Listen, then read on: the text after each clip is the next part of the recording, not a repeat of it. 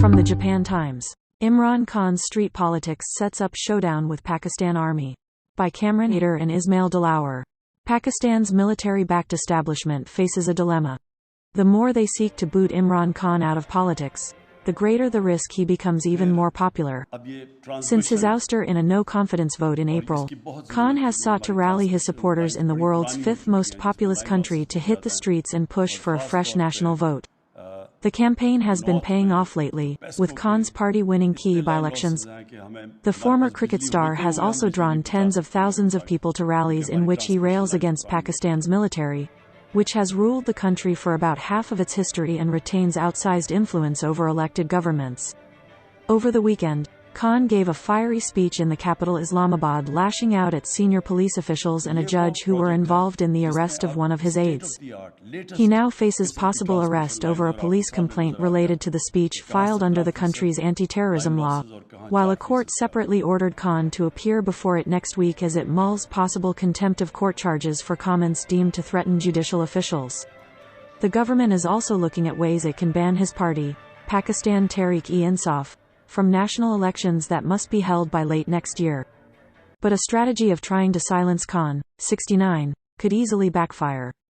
On the streets, he has tapped into deep public resentment over a broken economy and a political system beholden to dynasties and unelected power brokers.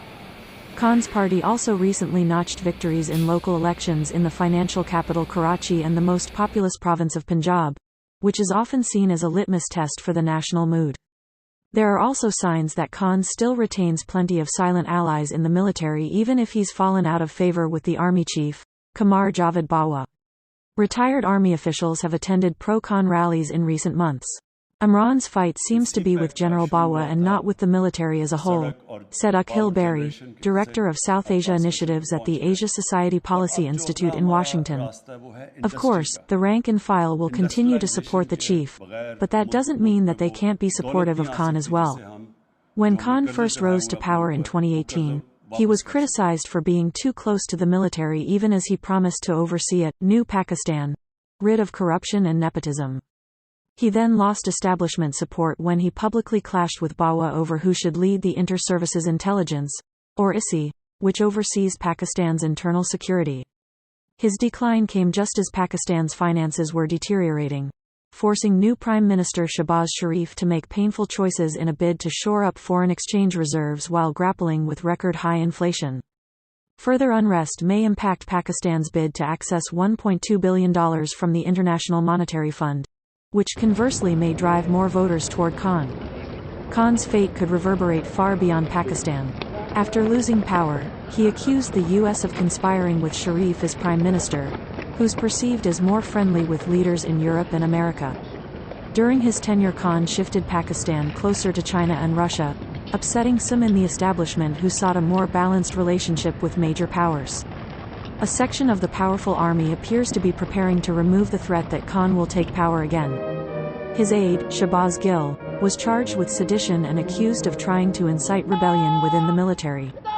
Khan's allies in the media and civil service say they've recently faced increased harassment, and he has accused the government of temporarily blocking YouTube access to his speeches.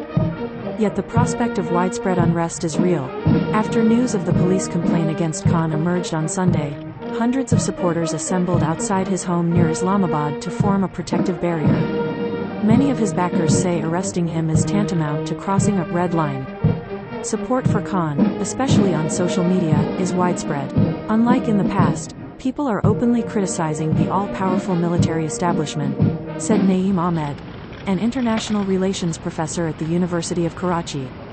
There are likely elements in the deep state that support Khan or at least don't want to box him in, forcing him to fight the military establishment from the outside, Hasnain Malik, head of equity strategy at Telemur Dubai Limited, said in a note.